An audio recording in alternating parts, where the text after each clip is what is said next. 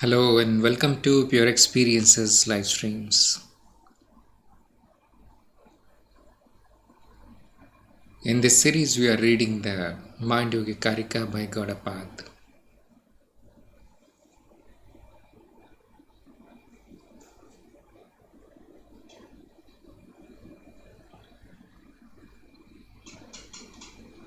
I could not get online today morning, so this is a late version of the series, this episode.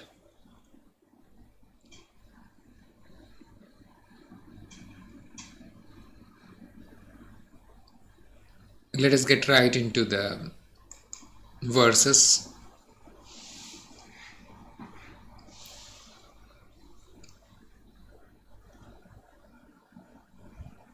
This is the verse 24 of first chapter. The following verses explain the foregoing Upanishadic text. The Mandukya Upanishad just told us about the similarities between the letters of the Om and the states of the consciousness, and the silence after the Om, which stands for the fourth state of Turiya.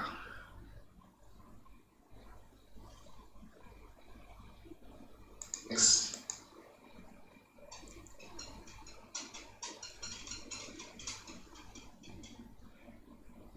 The number 24 says the meaning of Omkar should be known quarter by quarter.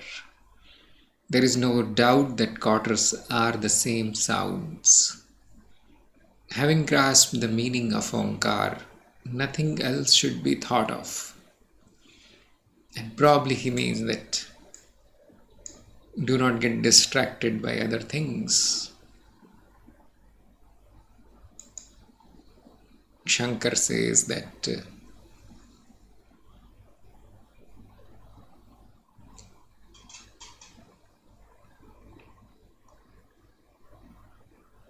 the knower of Omkara has all his desires fulfilled.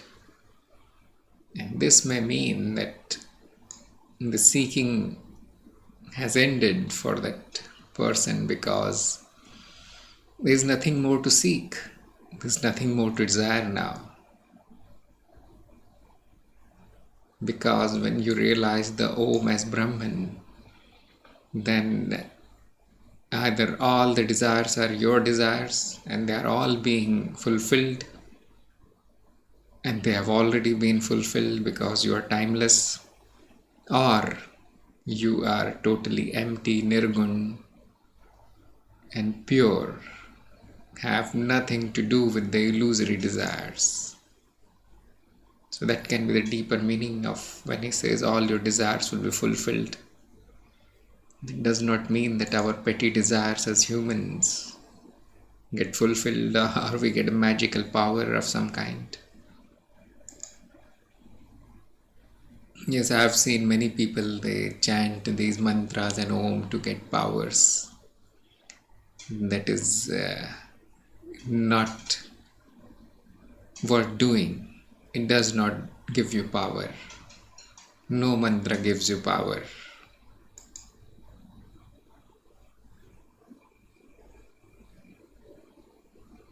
"25. The mind should be unified with the sacred syllable Om. Om is Brahman, the ever fearless. He who is always unified with Om knows no fear whatever."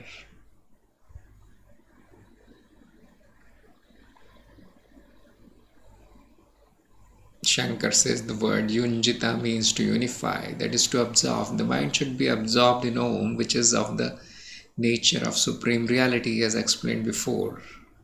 The Om ever fearless.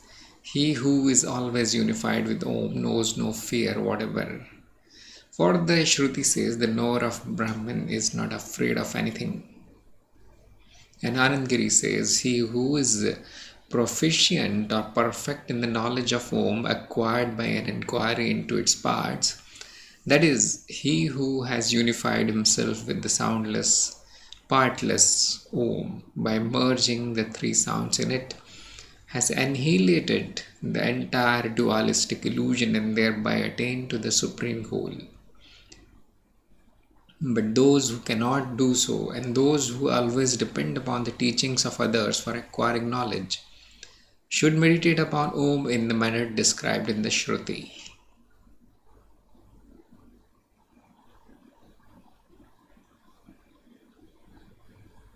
Why is the Brahman called ever fearless? Because most of the fears are fears of destruction, disappearance, annihilation, discontinuation, and realizing that I am Brahman means that I am forever, eternal, whole existence. I am not a small thing in the existence which can appear or disappear, can die, and nothing bad can happen to the existence. All the good and bad is a part of the existence. It is totally neutral. So, as soon as you are attached with a form which is impermanent, which all forms are, then obviously there will be fear, because fear is the protection mechanism, and nobody likes fear. Even though it protects the organism, nobody really wants to face it. So as soon as there is this identification with the small form that you thought you are, small and impermanent form, and then the fear goes away. There can be a fear of death, which is the greatest fear, or fear of getting harmed. But that fear is also seen as a part of the functioning of the organism. We do not see it as my fear. Oh yes, this ego is afraid. Yes, this body is afraid. Yes, this mind is trying to protect the body, and so on. The fear is replaced by these thoughts. And then whatever the body does is most natural. It does whatever it does.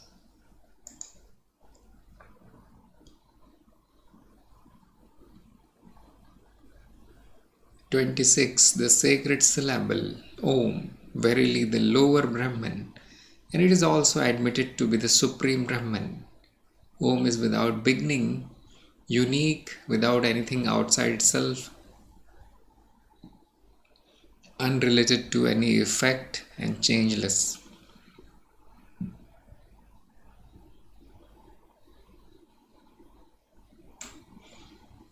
So Shankar is explaining the lower Brahman. When from this highest standpoint sounds and quarters disappear, in the soundless Om, it is verily the same as the Supreme Brahman. It is without cause, because no cause can be predicated of it. It is unique because nothing else belonging to any species separate from it exists. Similarly, nothing else exists outside it. It is further not related to any effect, because it is not the cause of anything.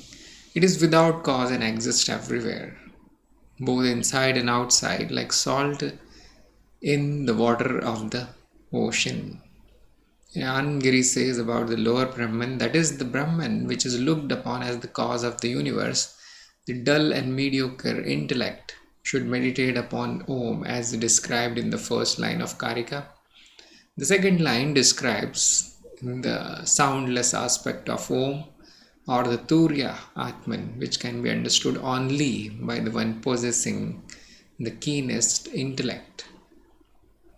So there is probably a distinction being made between the lower Brahman and the Supreme Brahman, but the distinction is not real, because he is saying that those who cannot grasp the soundless Om, they should at least try to grasp the sound of the Om. What does it represent? And that, when seen, looks like a cause of the universe. Then the student may think that, look, all these sounds, all these states, all these vibrations, they are causing the universe. So that can be seen as a lower Brahman. I don't know what is the Sanskrit word here.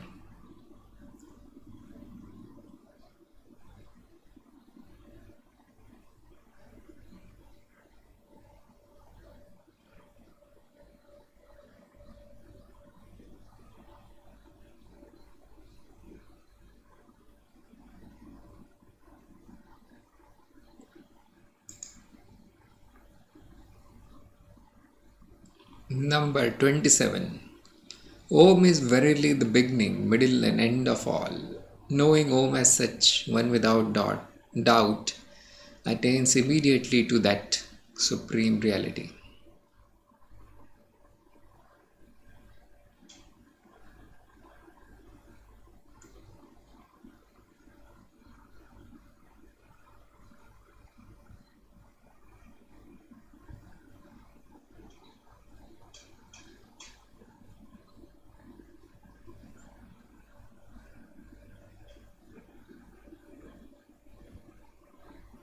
Attains immediately to that supreme reality means realizing the Om as Brahma is same as realizing I am Brahma.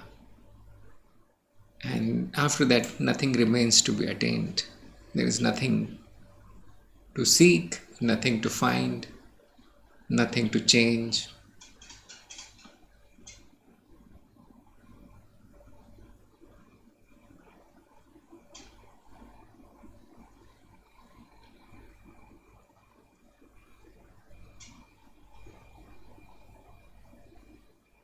So Anand Giri, Jnana or knowledge is alone the cause of mukti, which does not depend upon anything else.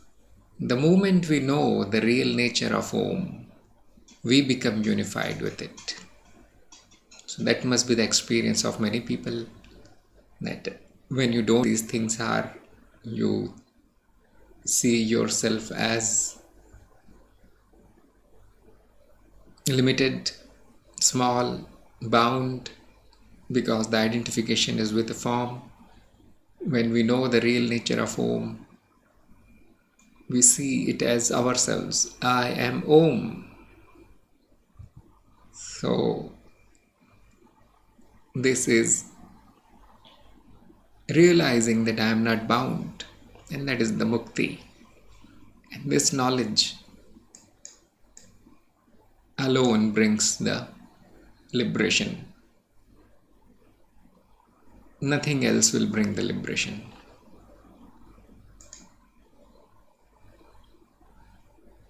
' 28. Know Om to be Ishvara, ever present in the mind of all. The man of discrimination, realizing Om as all-pervading, does not grieve. Shankar says, know Om as the Ishvara present in the mind, which is the seat of memory and perception of all things. The man of discrimination, realizing Omkara as all-pervading like the sky, that is, knowing it as the Atman, not bound by the law of transmigration, does not grieve, for there is no cause of misery for him. The scriptures also abound in such passages as the knower of Atman goes beyond grief. So all the suffering, all the happiness, all the emotional mess happens in the mind. Once you know that you are beyond mind, you are the ground of all mental activity, the ground that is witnessing. And it has no grief, it has no misery, it has only bliss. So the knower of Atman goes beyond grief. And it is not that it will cease for a while and that it will start. No, it is permanent. Once you know this, it is gone forever.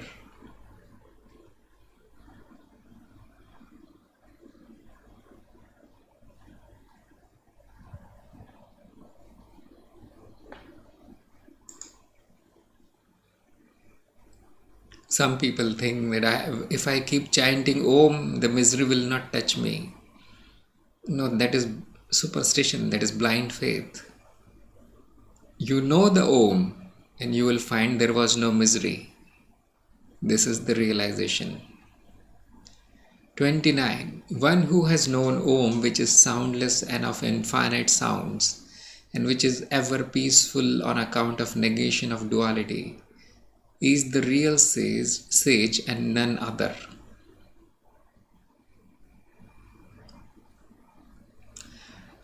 Look at this. The sage is also called Muni, and the word Muni comes from Mon. Mon means silence. A Muni is the one who is ever silent. He speaks but he is silent. He thinks but he is silent. He is doing but he is silent. What does that mean? He is established in Turiya.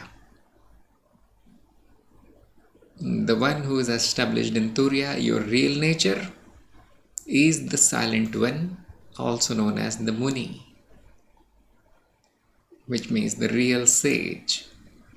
Nobody else is a real sage. If you are not established in the silence and you know all kinds of stuff, spiritual things, and you are clinging after stuff, and you are running after this attainment, that attainment, this experience, that experience, that means you have not attained the sagehood.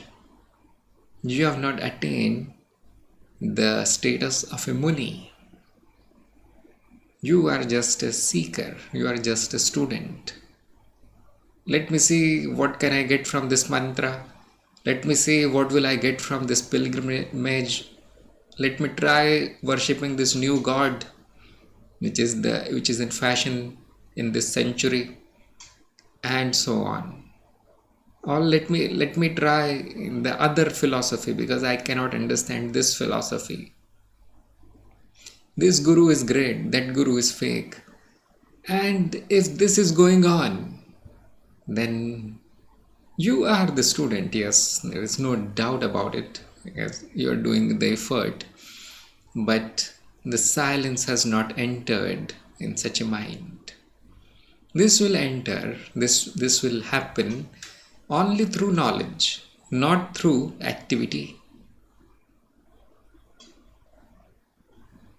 The Muni is totally silent. It is not that he is a lazy fellow who does nothing. He will be tremendously active. He will be speaking. He will be traveling. But there is this limitless background of silence. It is all happening as an illusion. He knows fully. He does it because that is what is going to happen anyway. He is not interested in changing anything except dropping his ignorance. So the suggestion to new seekers is stop the activity and drop the ignorance.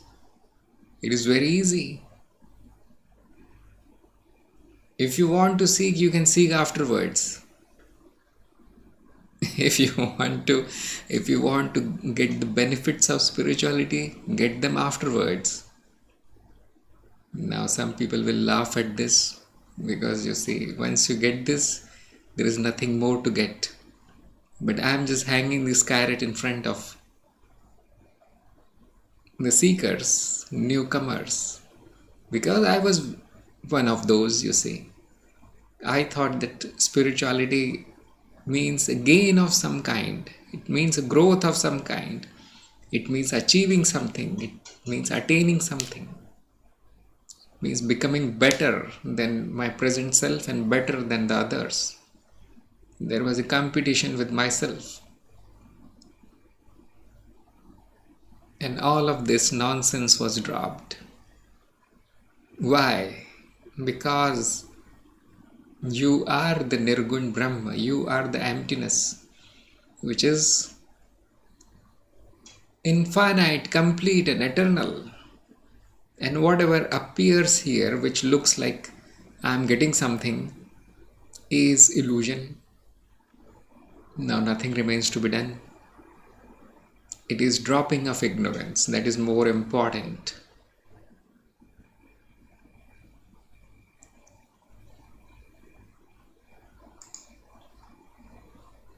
Shankar says Amatra or soundless Om signifies Turya.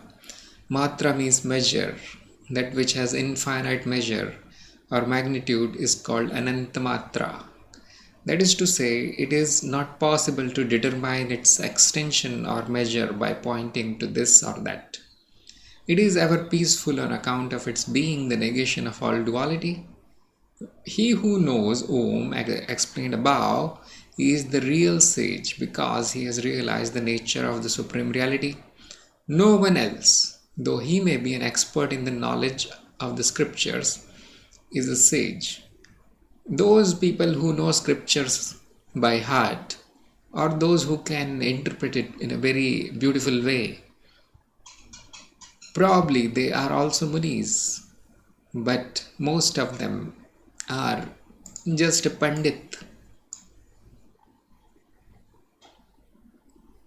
Now we will never know, and it is not a law that those who recite scriptures are not enlightened. You cannot say like this, but those who are silent, they are enlightened. This is sure, this is certain. So we are not bothered about other people here. Mostly we are interested in whether I have the silence within me or not. We are interested in that. So know this by your direct experience that if there is an hankering, if there is a dissatisfaction, if your seeking is nothing but a lot of whirlwind activity, which is aimless, purposeless, meaningless, then there is no silence in you. This is what you want to know. You don't want to know who is Pandit and who is enlightened Muni. It's not going to help you in any way.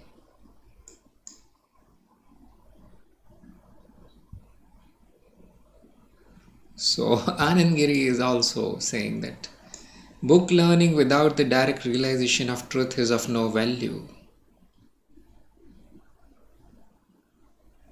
This can not be emphasized more. Some people have turned their seeking into rote learning of bookish knowledge. They know a lot of words, and there is a noodle soup in their mind of nothing but words, and they are lost in their mind. There is no direct seeing there. Oh, my real nature is this, but that book said that it is not this. This book is saying it is Om, and that shlok is saying it is Turya. So probably my real nature is something which is a mixture of all these, and now I know what is my real nature. So this is stupidity.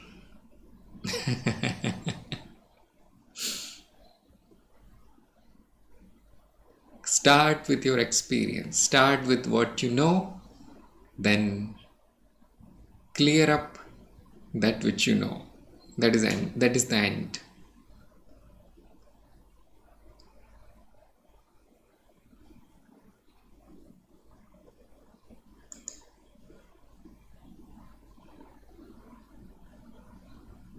So we have finished the chapter 1. There's a big achievement, isn't it? I was not even planning to do that. So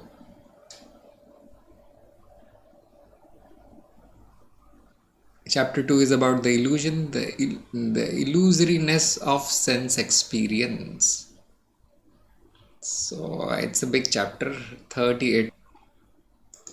But now you have the basic background, so we can go through it very, very fast.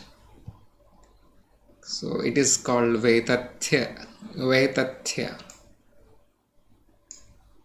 which we can translate as opposite of tathya. Tathya means the fact, where tathya becomes that which is not fact.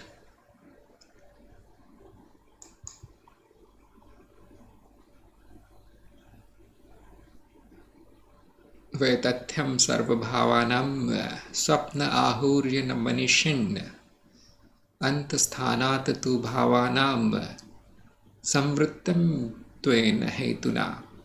The wise declare the unreality of all the objects seen in the dream. They are all being located within the body, and on account of their in a confined space.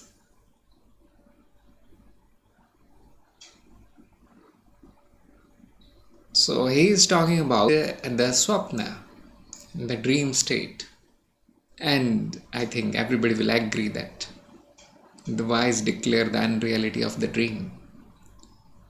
Shankar is saying, Om. It has been already said, duality does not exist when true knowledge arises. And this is borne out by Shruti passages as it Atman is verily one and without a second, etc. This is all based merely on the authority of the Shruti. It is also equally possible to determine the unreality, illusoriness of duality through pure reasoning. And for this purpose is begin the second chapter, which commences with the words Vetathyam, which means unreality. The word Vetathyam signifies the fact of its being unreal or false. Of what is this unreality predicated? Of all objects, both internal and external, perceived in the dream.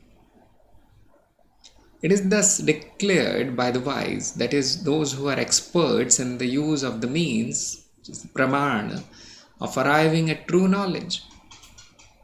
The reason of this unreality is stated thus: for the objects perceived are found to be located within the body. All these entities, such as a mountain, the elephant, perceived in the dream, are cognized there and not outside the body. Therefore, they must be regarded as unreal.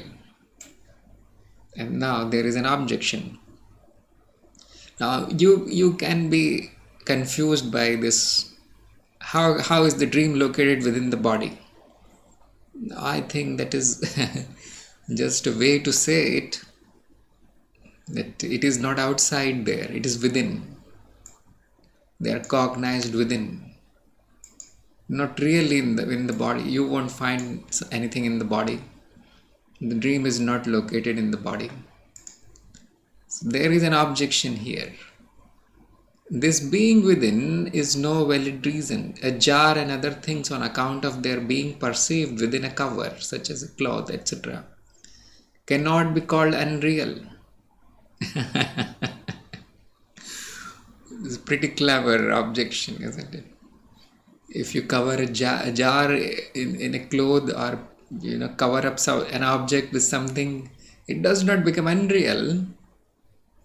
So on account of their being confined in a limited space that is within the body, where dream objects are cognized, it is possible for the mountain, the elephant, etc. to exist in the limited space within the nerves of the body, which are within the body. A mountain does not or cannot exist inside. So, very, very funny. You have seen the elephant, but can you say that the elephant was hidden inside somewhere and is real? No.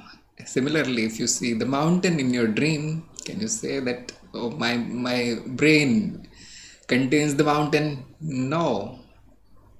So he is even going to the specific system of the body, which is the nervous system. So I do not have Sanskrit text of Shankar Bhashya. Otherwise, we could have seen. This is the translation of the Nadis. So it is amazing that they knew these things in so many thousand years ago, that nervous system has some role in production of the dreams. And the elephants and the mountains do not really exist in the nervous system. So ultimately they are declared unreal. So let me see what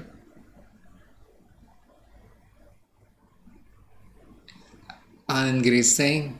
The subject matter, namely the illusoriness of duality, has been proved in the first chapter solely on the scriptural authority.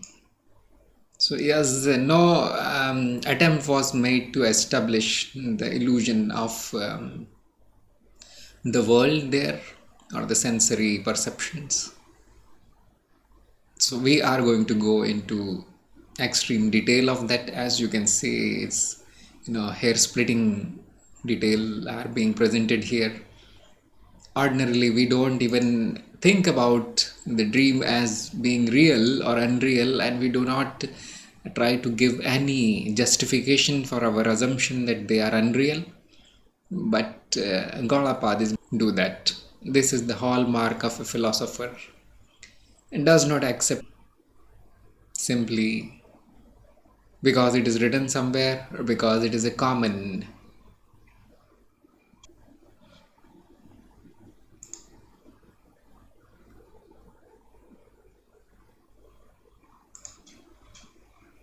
I think the stream is little bit fluctuating here and there, but it is getting restored also.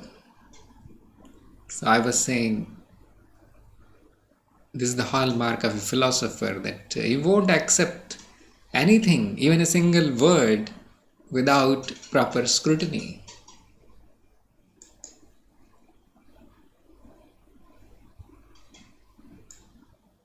Internal means the subjective experience, for example, that of happiness, sorrow, misery. And external means the perception, pot, mountain. And the distinction between internal ideas and external objects is made here from the dream standpoint. But from the waking standpoint, all dream experiences are internal. And there, within the body, the dream is an activity of, according to the common sense view, mind is within the body. Therefore, objects seen in dream are said to exist within the body. So that's what I'm saying, that let us take this as a half step towards the proper argument of the illusion. They do not really want to establish this thing, that these experiences are happening within the body. Like taking the argument and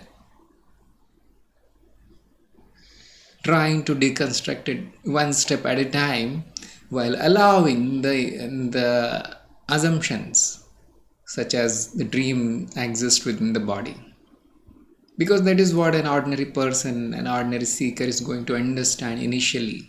That's why he says this is the, although it is completely wrong, but they are playing along, you see. Let's say, assume, and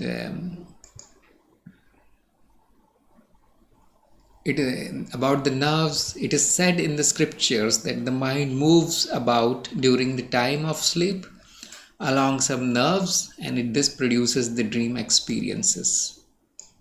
So pretty clever here. You can see some kind of neuropsychology being discussed here many thousand years ago. And it is not completely wrong. I can say it is not completely wrong.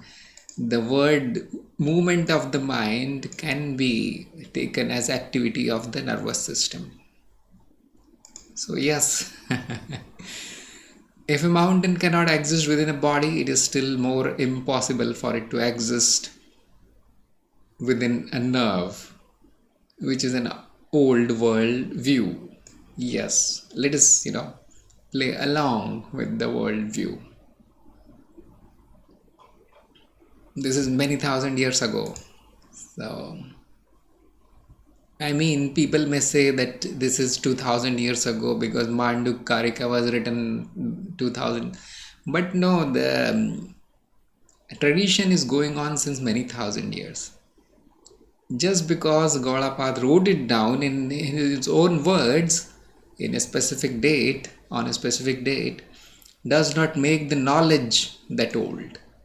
The knowledge is probably, you can, safely assume 2 or 3 thousand years older than this commentary, because it is going on in the tradition. Those people who are interested in finding out in the genealogy here, the lineage, they can actually, it is mentioned somewhere, there are many generations above or behind, before Gaudapada, who have preserved same kind of knowledge. Now, why don't we find their commentary? We do, and these are the Upanishads, Veds, and all, and most of it is lost.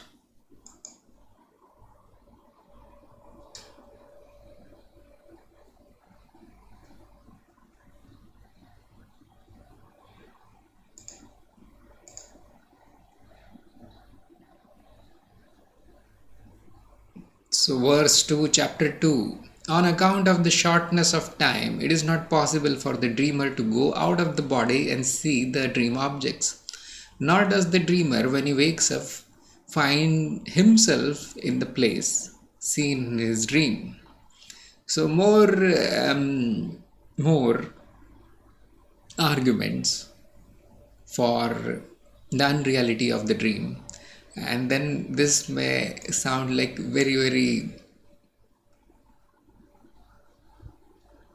obvious to people who are not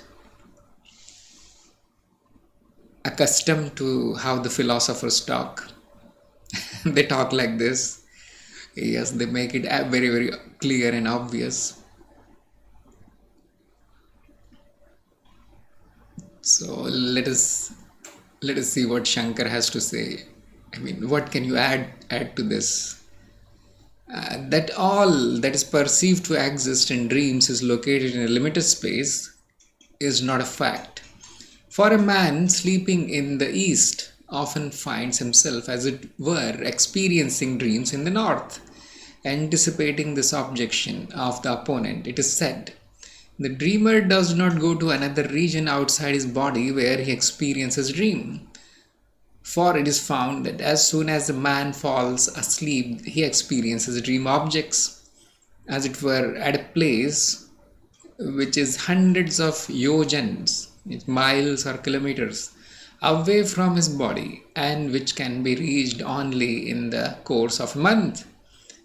The long period of time which is necessary to go to that region where dream objects are perceived, and again to come back to the place where the sleeper lies, is not found to be an actual fact. Hence, on account of the shortness of time, the experiencer of the dream does not go to another region. Moreover, the dreamer, when he wakes up, does not find himself in the place where he experiences the dream. Had the man really gone to another place while dreaming and cognized or perceived the dream objects there, then he would have certainly woke up there alone. But this does not happen. Though a man goes to sleep at night, he feels as though he were seeing objects in the daytime and meeting many persons. If that meeting were real, he ought to have been met by those persons who he himself met during the dream. But this does not happen. For if it did, they would have said, I met you there today. But this does not happen. Therefore, one does not really go to another region in a dream. That's pretty hair-splitting account, isn't it?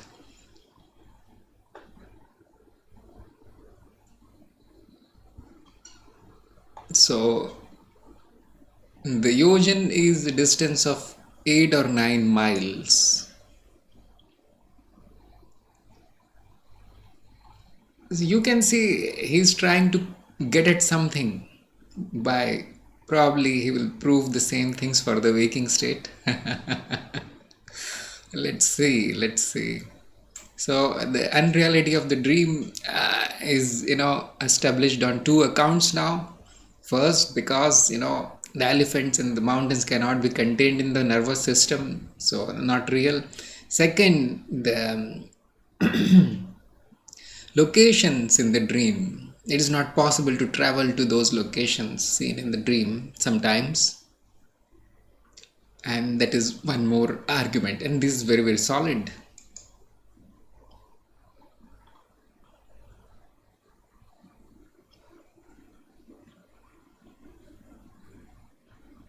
Following reason, as indicated above, Shruti declares the non-existence of the chariots, etc., perceived in dream. Therefore, it is said by the wise that Shruti itself declares the illusoriness of the dream experience as established by reason. So, for this reason also the objects perceived to exist in a dream are illusory, for the absence of the chariot is stated by Shruti. There exists neither chariot. Its assertion being based on reason, in the opinion of the wise, that is the knowers of Brahman, the illusoriness of the dream objects has been established on the ground of their being perceived on the contracted space in the body. The Shruti only reiterates it in order to establish the self-luminosity of Atman in dream. So this chariot and all, they're coming from another book, and now it is very well established that there is perception, there are objects, but they are not real, but they are being illumined by a witness consciousness. Nothing can be said about the consciousness. So he is also saying that, Anandgiri is saying that mere examination of the waking experiences cannot prove that Atman is self-luminous. For it may be contended that various activities associated with the waking state are due to functioning of the sense organs under the influence of the various luminous deities, the sun, fire. But in sleep, various activities are experienced by the dreamer, and these activities, in the absence of functioning of the sense organs, are due to the self-luminosity of Atman. So, that's what I was thinking. What are they trying to get at? And this is, they are trying to establish the Atman as the only witness. They are saying that no, it is not because of sense organs. It is not because of the sun or the fire. It is because of Atman that the dream experience is possible. That is very clever. Different objects cognized in dream are illusory on account of their being perceived to exist. For the same reason, the objects seen in the waking state are illusory. The nature of objects is the same in the waking state and dream. The only difference is the limitation of space associated with dream objects. So, as I suspected, he very quickly arrived at the same conclusion, that objects seen in the waking state are illusory. There is a difference of limitation of space. Let us see what does it really mean. Shankar says, the proposition to be established is the illusoriness of objects that are perceived in the waking state. Being perceived is the ground for the inference. It's also called the hetu. So these are all Sanskrit philosophical terminology.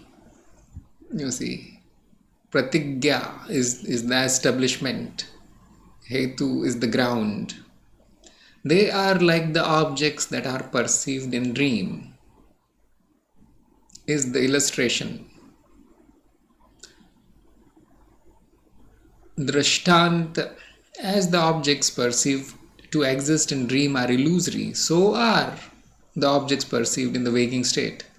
The common feature of being perceived in the relation is the relation between the illustration given and the proposition taken for consideration. Therefore, the illusoriness is admitted of objects that are perceived to exist in the waking state. This is what is known as the reiteration, nigamanam, of the proposition or conclusion. The objects perceived to exist in the dream are different from those perceived in the waking state in respect of their being perceived in a limited space within the body. The fact of being seen and the consequent illusoriness are common to both. So there is some technical logic is being introduced here. How is the argument being made, and how they're trying to establish it, and what is the ground for inference, and so on.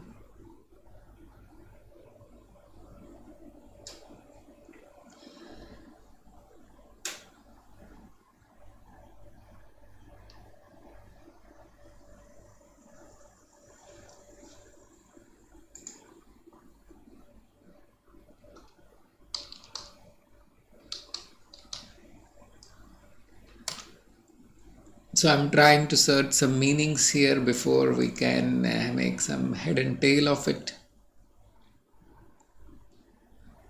Anandgiri says the Shankar's commentary on the Karika is in the form of a syllogism. Syllogism. An instance of a form of reasoning in which a conclusion is drawn from two given or assumed propositions. A common or middle term is present in the two premises, but not in the conclusion, which may be invalid. For example, all dogs are animals. All animals have 4 legs. Therefore, all dogs have 4 legs. So it is something which comes up in the philosophy when you're trying to make a statement to establish something that there are 2 propositions and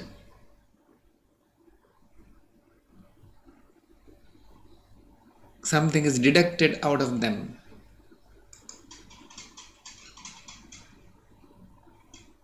And about the space, this is not going to be satisfactory for many people.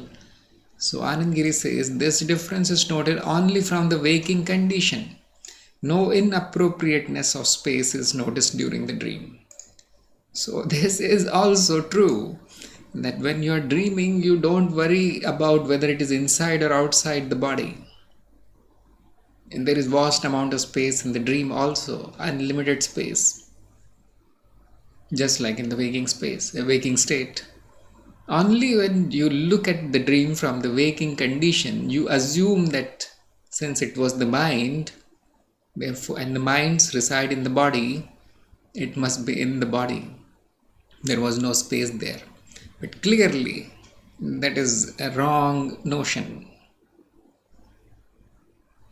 So on which ground he is saying that the objects perceived in the waking state are unreal? The ground is perception. Same perception is active in the dream state, which is also active in the waking state. You cannot say that the perception mechanism is different, and you cannot also say that the perceiver is different. It is the same consciousness. It is the same eye which is watching the dream and which is watching the waking state, and the same perception is happening. Same nervous system is perceiving the objects in the dream and objects in the waking state. So, on this ground, he is saying because it is only perception, both are illusory. Just like it was demonstrated, the dream objects are illusory, the waking objects are also illusory.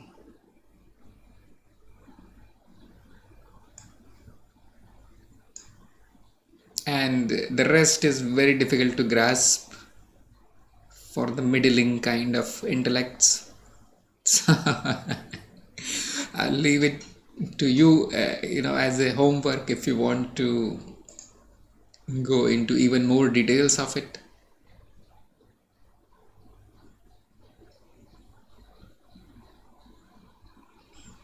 He is saying that the dream objects are different on account of this thing about the limited, because they are in limited space, but this also does not apply. Like Anandgiri clearly points it out. We are giving it away as a common sense thing, we are letting it stay for a while. Okay, you believe this, let it be there for a while. The fact of being seen and the consequent illusoriness are common to both.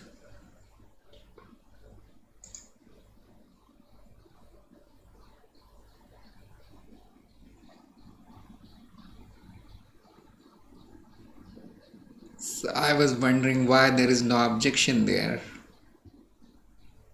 Verse 5. The thoughtful persons speak of the sameness of the waking and dream states on account of similarity of objects perceived in both the states, on grounds already described. Then Shankar says the identity of experiences of the dream and waking states is declared by the wise on account of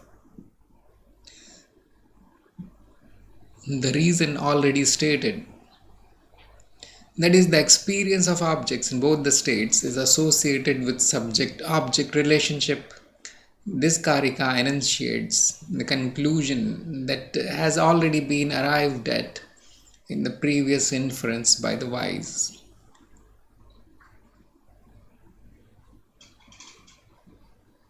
So Anandgiri is saying sometimes experience is said to be of three kinds: Paramarthika, Pratibhasika and Vyavaharika, making the last two different from each other. Gaudapada does not make any distinction between the dream and waking experiences. Subject and object, the two factors, namely the seer and the seen, are equally present in both the waking and dream states. Just like I said, the witness is the same. Nothing, the quality of the witness has not changed. The quality of perception has not changed. So we are trying to find the similarities between the dream experience and the waking experience, and we do not find a lot of differences there. Yes, there are differences, but probably Gaudapada is going to comment on that also. So far, nothing different was found.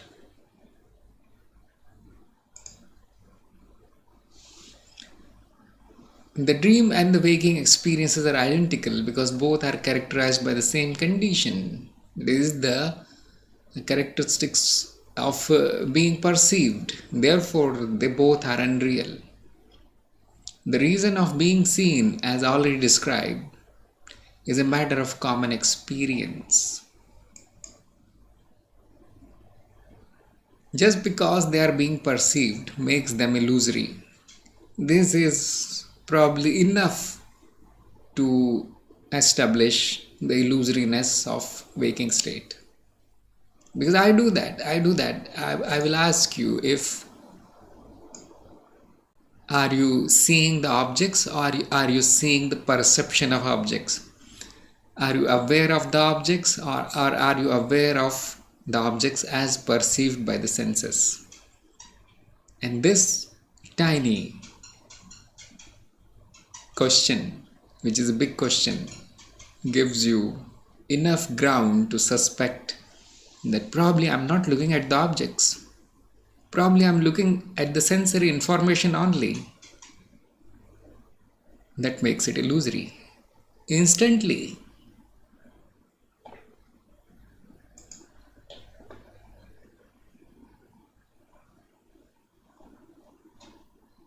So I will take up the objections and all as we go through it, because I don't want to inject my own objections that I have experienced and I myself faced into this right now, because it will stop the flow, it will obstruct the flow of the arguments. So number 6, that which is non-existent at the beginning and in the end is necessarily so. In the middle, the objects are like the illusions we see. Still they are regarded as if real. This comes up a lot in the Vedanta texts and in many other philosophies about the matter of the beginning and the end. We don't find the beginning of perception and we don't find the end of perception. So let us see what Shankar has to say. Probably that will be more clear. The objects perceived to exist in the waking state are unreal for this reason also, that they do not really exist either at the beginning or at the end. Such objects of experience as mirage do not really exist either at the beginning or at the end. Therefore, they do not really exist in the middle either. This is the decided opinion of the world. The several objects perceived to exist really in the waking state are also of the same nature. Though the objects of experience, are of the same nature as illusory objects, such as mirage, on account of their non-existence at the beginning and at the end, they still are regarded as real by the ignorant, that is, the person that does not know Atman. So I can understand about the dream that if you see an elephant in the dream, the elephant is not present in the beginning before you went to the sleep. And when you wake up, the elephant is not present. So we can say that the elephant was not present in the dream also. So in the middle, we do assume that the elephant was present in the dream. When we are in the dream, we have no doubt at all about the existence of the dream character, dream object. Only after waking up, only after it ends, the experience ends, we know that, oh, it was illusory because now the elephant is gone. So it was not there in the middle also. And you don't remember anything about the elephant getting into your bedroom in the beginning also. So let me read the Anandgiri. This is an additional reason for the illusoriness of the waking objects. The reason for the illusoriness of the objects perceived to be real is that such illusory existence is not perceived at the beginning or at the end. If it is contended that a perceived object exists at the beginning as the cause, it will be shown later on that this causal conception is itself illusory.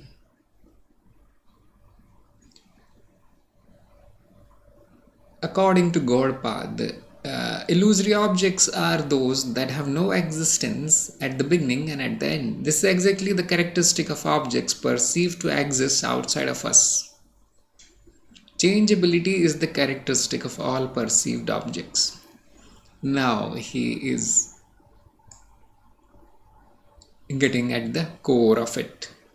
A change implies non-existence at the beginning and at the end. As all perceived objects are of this nature, they are called illusory. In this Karika, emphasis is laid on the non-existence of the perceived objects at the beginning and at the end. The ego is the perceiver, drik, of all objects seen. The ego does not change as it is the witness of all changes. The perceived objects are known to be illusory or unreal in comparison with the perceiver.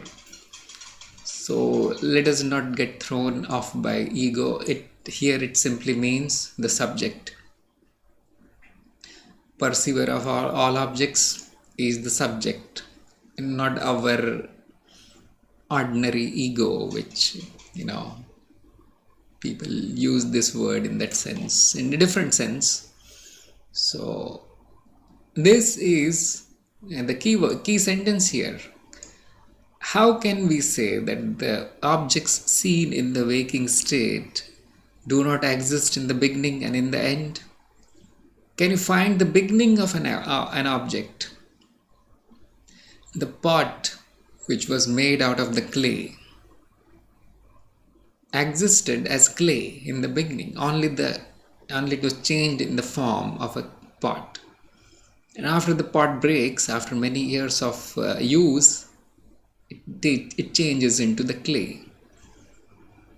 So you will find a change only. You do not find a beginning of any object. So if they are not present in the beginning, they are not present in the end, is the pot present in the middle? Or is there only an illusion of the pot produced by the senses? It is the mind that says it is a pot.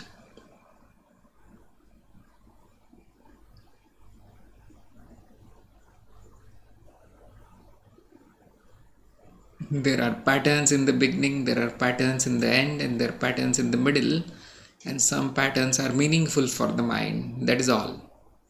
But in the end, finally, they are all patterns. And this pattern detection machine calls it real object.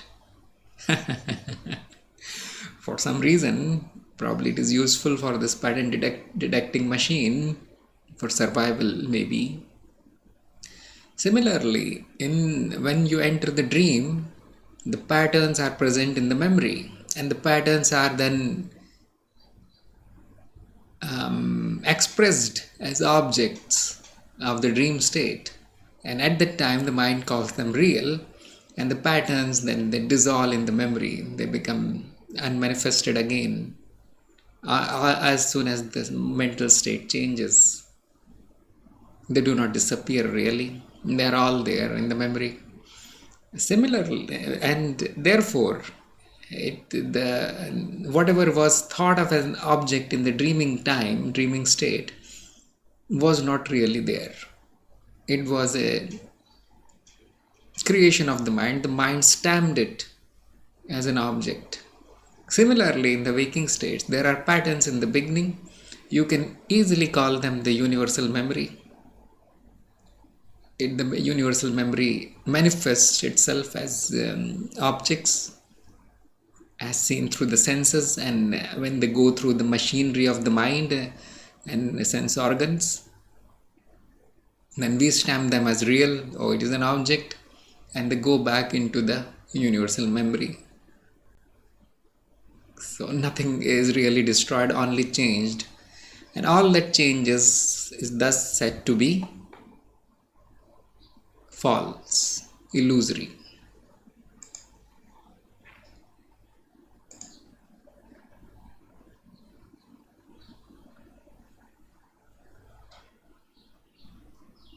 So we do have some time. It looks like today the time is not passing.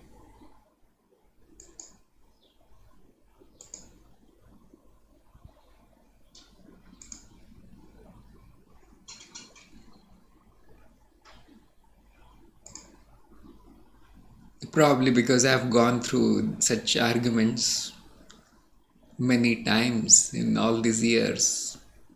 But yes, those who are listening to this kind of argument for the first time, they will be very, very shocked It shakes the ground below their feet, actually. When I heard that, it was very, very amusing for me, because we keep hearing these things since childhood, so it's not a big deal.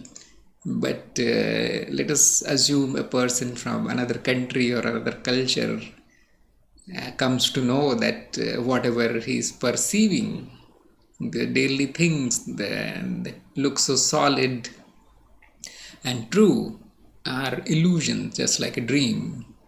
It is going to shake a few things in his mind. So it is a shock. It comes as a shock.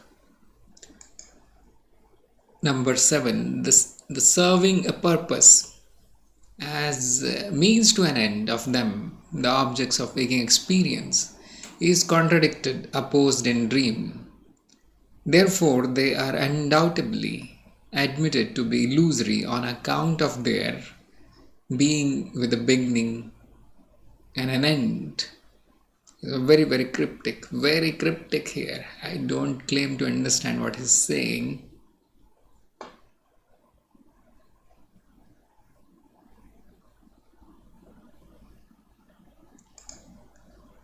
This word, it does not mean memory. You see, now it appears in all the shlokas, and probably it means to know, only that. Admitted. Shankar is saying, actually, he jumped into objection straightforward. The assertion that the objects perceived to exist in the waking state are illusory, like those of the dream state, is illogical. It is so because the objects of the waking experience, such as food, drink, or vehicles, are seen to serve some purpose.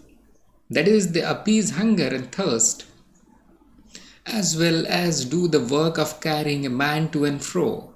But this is not the case with the objects perceived in dream. Therefore, the conclusion that the objects perceived in the waking state are unreal, like those seen in the dream, is mere fancy. So, I'm pretty sure that this is the first objection that is going to come up in any intelligent mind. Are you calling the food and the water as unreal? Because yes, you don't do, if the food is unreal, then how are you even alive? By eating the unreal food and drinking the unreal water? Or if you want to go to some place and you get into a train, how can the unreal train take you there? And if you stand in front of that train, good luck, it is real. So I guess a very intelligent person is not going to be really convinced. And Shankar says it is not so. Now he is kind of a very laid back fellow. He is not even trying to answer it. So objection is why? Why don't you tell me? And the reply is, it is because the serving as a means to some end or purpose which is found in respect of food and drink is contradicted in dream. A man in the waking state eats and drinks and feels appeased and free from thirst. But as soon as he goes into sleep, he finds himself in dream afflicted with hunger and thirst, as if he were without food and drink for days and nights. And the contrary also happens to be equally true. A man satiated with food and drink in dream finds himself, when awakened, quite hungry and thirsty. Therefore, the objects perceived in the waking state are contradicted in dream. Hence, we think that the illusoriness of the objects perceived in the waking state, like those of dream, need not be doubted. Therefore, both these objects are undoubtedly admitted to be illusory on the account of their common feature of having a beginning and an end.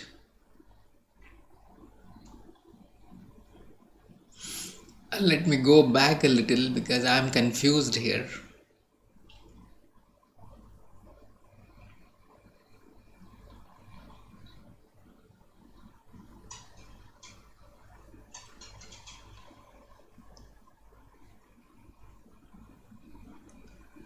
So he's saying that here that the objects do not exist at the beginning and or at the end. I just wanted to confirm that. But here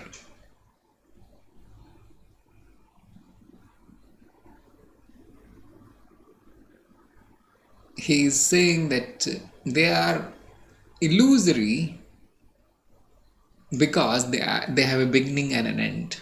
So I'm pretty confused here. What is going on? What is really going on here? Anandgiri. Therefore, the original assertion that the objects seen in the waking and dream states are illusory on account of their being characterized by a beginning and an end need not be doubted. The test of reality is thought by some to be what works. Yes, this is very common. If it works, it is real. So, this is known as Artha Kriya Karyavadin. Vada. Artha Kriya Karyavad. And the person who holds this belief is known by this name. Artha means purpose. Kriya is activity. Karya is action. Vad is philosophy. So, as the dream objects do not work in the waking state, therefore they are unreal. The Vedantin says that dream objects are means to dream ends, as the waking ones are to waking end. So this fellow is going to say that the dream objects do not work in the waking state. Check this condition here. This is where the fallacy is of the Artha Kriya and whatever it says. So they obviously do not work in the waking state, isn't it? Dream train is not going to take you to your home in the waking state, in the waking world. And therefore, very rightly, he will say that, oh, they are unreal. The dream train is gone. It was not there. But the Vedantin says that dream objects are means to dream ends and the waking ones are to waking end. The waking train does not work in the dream. Like now I am, substituting the train for the chariot. I guess probably you're not going to like the chariot in this age. So whatever works in the waking does not work in the dream. Like he gave the here about the food and drink example. The food and drink of the waking state is not going to satisfy your hunger in the dream state. Similarly, if you eat in the dream state, it's not going to satisfy your hunger in the waking state. Now, what is the biased conclusion of these kind of people who are objecting? Is that the dream objects are unreal. But the reverse is also true, so the same thing should hold here. That is what Gaudapada is saying. I was a little bit thrown off by this word, this phrase here.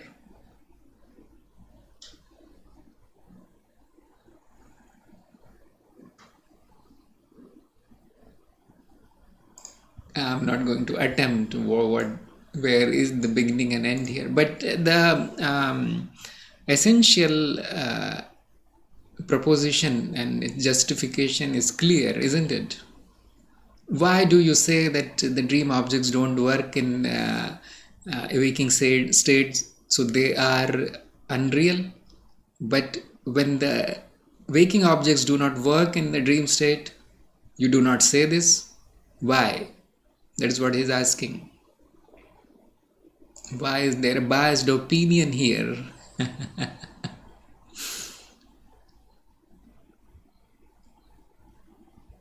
And number 8, the objects perceived by the dreamer, not usually met with in the waking state, undoubtedly owe their existence to the peculiar condition in which the cognizer, that is his mind, works for the time being.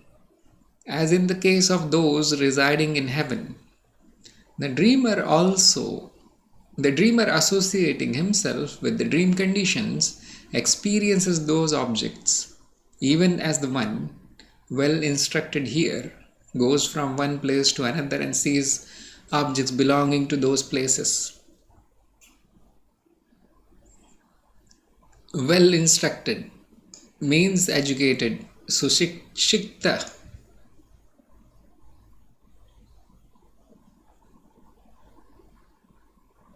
I mean, probably he's trying to say, look, it is not a belief held by only the illiterate people.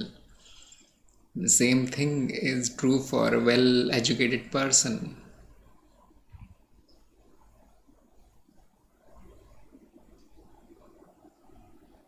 The problem is association with the dreaming world. It does not matter whether you are educated, whether you are smart, whether you are intelligent. In the dream, you forget all these things. Similarly, you are going to do the same thing in heaven. The residents of the heavenly worlds, Swarga Nivasinam,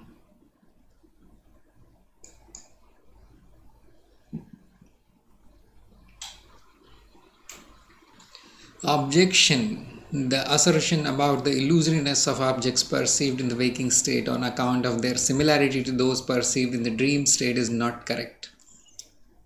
Why? The illustration does not agree with the thing to be illustrated. How? Those objects that are cognized in the waking state are not seen in dream.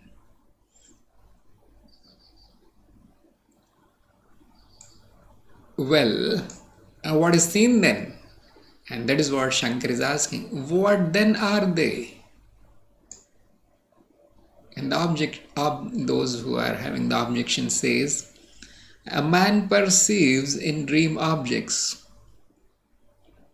which are never usually seen in the waking state. He finds himself in dream to be with 8 hands and seated on an elephant with 4 tusks. Similarly, various other unusual, abnormal objects are seen in the dream.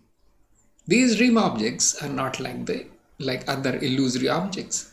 They are without doubt real in themselves. Therefore, the illustration does not agree. Hence, the statement that the waking experiences are unreal like those of dream is not correct. So, he is, right actually. We do not see these odd objects in the waking state. So why are you even comparing these things? You're trying to compare the dream, which is weird and strange, to waking state, which is very, very normal. Everything is logical here. Everything is as it should be. Everybody has 2 hands. The elephants have only 2 tusks. So it will be interesting what Shankar has to say here. He says, no, your conclusion is not correct. You think that the objects perceived in dream are extraordinary, not like those usually seen in the waking state. But these are not absolutely real in themselves. What then is their nature? They are only peculiar to the circumstances of the perceiver associated with those dream conditions. That is, of the dreamer associated with the dream conditions. As the denizens of heaven, such as Indra, have the characteristics of being endowed with 1,000 eyes on account of very condition of their existence in heaven, so also there are peculiar, unusual, abnormal features of the dreamer on account of the peculiar condition of the dream state. These dream experiences are not absolutely real like absolute reality of the perceiver. The dreamer associates with the dream conditions while in the dream state sees all these abnormal or peculiar objects which are but the imaginations of his own mind. It is like the case of a man in the waking experience who is well instructed regarding the route to be taken to reach another country, and who, while going to that country, sees on the way objects belonging to that locality. Hence, as perception of snake in the rope and the mirage in the desert, which are due to the mental conditions of the perceiver, are unreal, so also the objects transcending the limits of the waking experience perceived in dream are unreal on account of being and on account of their being due to the peculiar condition of the dream state itself. Therefore, the illustration of dream is not incorrect. So hopefully everybody got this reply. Let me see what the Anandgiri says, and then probably I'll have something to say about this.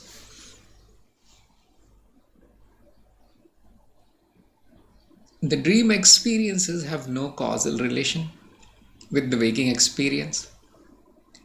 Pretty clear, isn't it? Why are you even comparing the dream and the waking on basis of similarities of the objects? A causal relation between two objects of even waking experiences,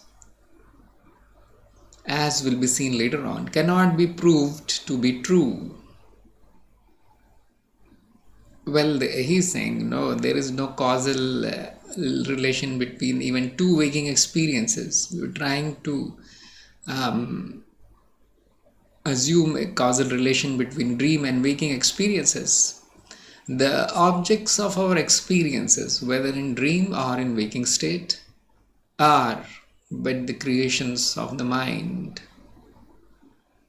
Chitta spandanam, and it is due to ignorance that we relate them causally. In dream, the mind is associated with those experiences which are realized as creations of dream. So we have seen this word before, Chitta Spandanam. It means vibrations. Vibrations of the primordial mind stuff. So whether in the dream or in the waking state, they are all Chitta Spandanam. Get it right now. What is the nature of the patterns seen in the dream? Memory. What is the nature of the patterns seen in the waking state? Memory. Memory is vibration of the mind stuff. That is all. That is all.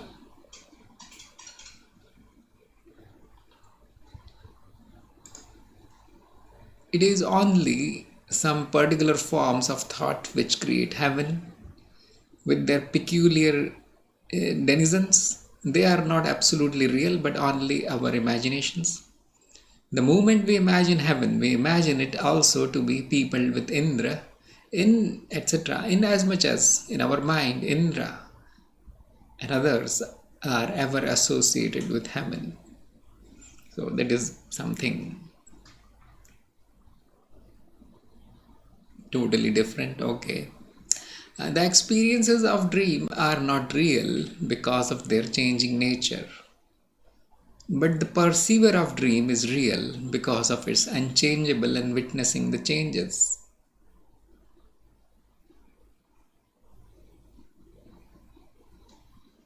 Even the so-called sentient beings we perceive in dream are insentient because they are also objects of perception, drishya, and they appear and disappear. The illusory perception of mirage is due to the peculiar mental condition of the cognizer. These illusions last as long as the mental conditions that create them last. The objects perceived to be real in the waking state, the illusions experienced in that state, and the objects perceived in the dream state have the same nature, that is, they are all seen, drishya, and as such they are all forms of thought, manaspandanam, one and the same thing, just like chittaspandanam. Hence, they are all illusory. No reality can be attached to any of them. It has been said before that both of dream and waking experience are alike in nature.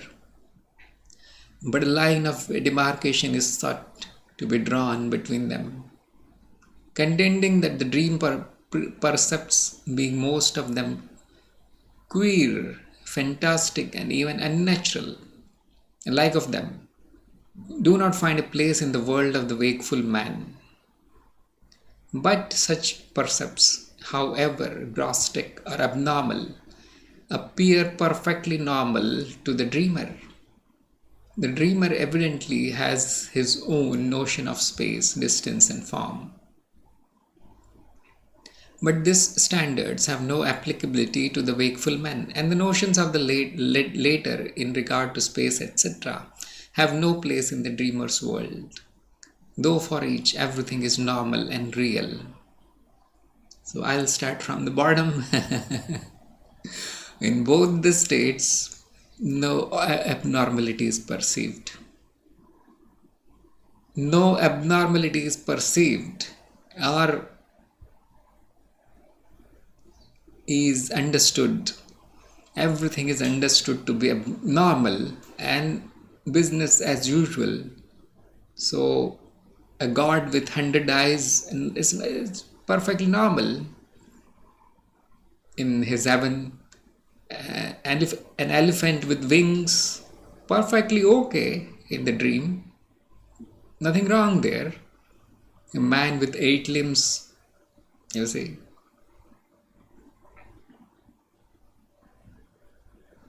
Everybody has 8 limbs, so why not I also have 8 limbs? Talking about. So he is saying that do not say that because dream has weird objects, that means it is unreal, and waking has normal objects, that means it is real. What is your definition of normal? Look at it. Isn't it a bias? Isn't it a bias from the waking state? Look at your dream self. He is going to call the waking self as biased. Why can't I have 8 limbs? Or isn't it abnormal that you have only 2? That is what he is going to say from the perspective of the dream. So the argument does not hold. This argument that those objects that are cognized in waking state are not seen in dream, or vice versa, it does not hold. What has happened here in waking state is we are accustomed to it, so everything looks normal, not strange at all. But we are not accustomed to the dreaming state, and because there is a reason, the dreams keep changing, about which I think we'll find some argument and we'll find some objection and replies in coming verses. But that is a big argument, isn't it? I wake up in the same world, the normal world, after the dream is finished, but when the waking is finished, I get into another. This is not normal. So probably we'll see some explanation of that. But for now, let me tell you that whatever we see here is not normal, abnormal. What makes it normal and abnormal is our habituation. if you remember all these stories, somebody from Europe went to Africa for the first time, and nobody in his village had ever been to Africa. And he came back from Africa very happy, and people asked him, "What did you see in Africa?" And he said, "I saw horses with stripes on them. They were white horses with black stripes, and there were black horses with white stripes." And everybody started laughing. They said, "Are you okay? Did you go to Africa, or did you drink too much today?" Convince the people there that there can be such a horse, because the villagers were habitual of the ordinary horses, you see. They had never seen such striped, amazing, amusing kind of animal, fantastic animal before. And then he told them, "Okay, that's not all. I saw horses who had necks as long as 20 feet, and they were eating tops of the big trees, tall trees, and people locked him up because obviously he's insane." So look, whatever we think is normal is our habituation. It is not normal, really. This waking state is very, very strange if you look at from the eyes of a baby. Yes, you get habituated here, and that's why it looks like normal. And then when you see something abnormal, you think that, well, some problem in the mind, it is not real. Remember, every day you come across something which is abnormal, isn't it? Like, bring a person from 1990 to 2020. And look at this world now. It's totally changed. People have these tiny boxes, and they're looking at them, and they're talking to them, and the person in 1990 does not know what is going on here. It is all abnormal for him now. So it is just habituation, and therefore on this ground you cannot say that the waking world is more real than the dream world. Our strangeness or our familiarity makes it less strange. That is all. Look at this thing. There is a big ball of fire and this tiny rock with 70% water sticking to its surface is just going around this ball of fire. It's a tiny dust particle. Do you think it is normal? What is normal here? And look at it from a curious point of view. Question your reality. And that is where we are going to stop today. And I'll continue the Mandukya Karika tomorrow. I'm not sure about the time, but it will be there. Thank you very much for listening.